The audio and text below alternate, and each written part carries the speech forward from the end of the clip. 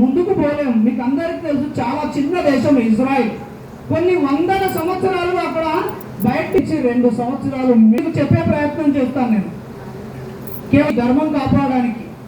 మీకు అందరికీ తెలుసు, రాణా ప్రతాప్ సింగ్ స్టోరీ విని ఉంటారు. రాణా ప్రతాప్ సింగ్ మహమ్మదీయులతో పోరాడడానికి ఎన్ని కష్టాలు పడి ఉంటారు. రాణా ప్రతాప్ సింగ్ యొక్క గురం ఆయన, అంటే మన భారతదేశం యొక్క ధర్మాన్ని మనం కనుక చెప్పాల్సి వచ్చినట్లయితే, ఈ దేశంలో పుట్టినటువంటి మనుషులే కాదు, పశుపక్షాదులు సైతం తన యొక్క ధర్మ నిరతితో ప్రవర్తిస్తాయని చెప్పడానికి కేవలం రాణా ప్రతాప్ సింగ్ యొక్క గుర్రం యొక్క చరిత్ర మనం తెలుసుకోవాలి. హల్దీఘాట్ అనే యుద్ధంలో రాణా ప్రతాప్ సింగ్ సైన్యంతో పోరాడుతున్నప్పుడు తనకు మొత్తం కూడా దీవత్సంలో మారిపోయి చెప్తున్నాను. ఆయన బాడీని, ఆయన యొక్క మొత్తం ఆయన గుర్రం మీద ఎక్కించుకొని సుమారు 12 అడుగులు ఉన్నటువంటి కెనాల్ దాటి బయటికి వెళ్ళి, కాలు విరుగుతుంది గుర్రాన్ని, కాలు విరిగిన కాలుతో 3 కాళ్ళతో పరిగెత్తి 12 అడుగుల గోటి బయటికి దాటి రాణా ప్రతాప్ సింగ్ ని రాజ్య గోడలో గురించి తన ప్రాణాలు వదిలినటువంటి చేతకు పుట్టినటువంటి దేశం భారతదేశం. గుర్రం కాకుండా ఏనుగు ఉంటుందండి, దాన్ని అతి భయంకరమైనటువంటి ఏనుగు, దాన్ని లొంగ తీసుకోవడానికి చాలా ప్రయత్నం చేస్తుంటాడు అక్బర్. ఆ ప్రయత్నంలో భాగంగానే చాలా సంవత్సరాలు ప్రయత్నం చేసిన తర్వాత దాన్ని ఢిల్లీకి తీసుకెళ్ళిన తర్వాత అది కేవలం తుది శ్వాస వరకు అన్నము నీళ్లు ఏది తీసుకోకుండా తన యొక్క యజమాని స్మరణలోనే చనిపోయినటువంటి ఏనుగును కన్నటువంటి ఈ జన్మభూమి భారతదేశం. మొఘలాయుల పాలనలోకి పశు పక్షాదులకు సైతం ఈ ధర్మం మీద గౌరవం ఉంది. ఇది మనం గ్రహించాలి. హూనులు, శకునులు, హూనులంతా నాకు తెలుసు, యశోధర్ముడు తరిమి కొట్టాడు. పుష్యమిత్రుడు జీలం నది అవతల ఆఫ్ఘనిస్తాన్ పైన యవన్లను తరిమి కొట్టాడు. లలితాదిత్యుడు కాశ్మీర్ను తరిమి కొట్టాడు. కాశ్మీర్లో చైనా ఆధిపత్యాన్ని బయటికి కొట్టించాడు. రాణి దుర్గావతి స్టోరీ మనకు తెలిసి ఉండాలి.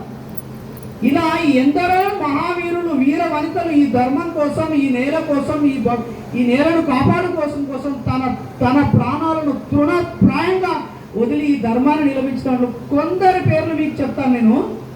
కేవలం 6 నుంచి 9 సంవత్సరాల వయసులో తన తండ్రిని కోల్పోయి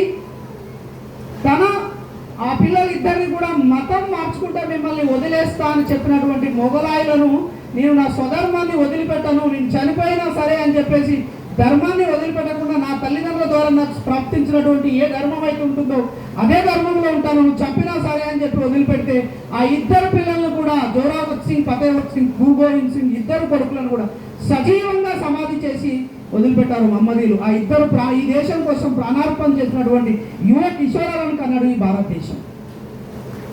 కాబట్టి ఈ విషయం మనం తెలుసుకోవాలి. మొఘలాయులలో మనందరికీ తెలుసు, హిందూ సామ్రాట్ ఛత్రపతి శివాజీ ఎంత వీరోచితంగా పోరాడాడంటే, ఔరంగజేబు చెప్పాడు, ఆయన ఒక్కడు కనుక ఈ భారతదేశంలో లేకున్నట్లయితే ఈ సమస్త భారతదేశానికి నేను సుంతి చేయించేవానని చెప్పాడు.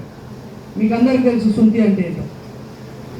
సమస్త భారతదేశానికి నేను సుంతి చేయించేవానని అంటే మీరు వాడి యొక్క గర్వాన్ని అర్థం చేసుకోవచ్చు. వాడి గర్వాన్ని అణచినటువంటి మహావీరుడు విగ్రహం ముందు మనం నిలబడి ఉన్నాం.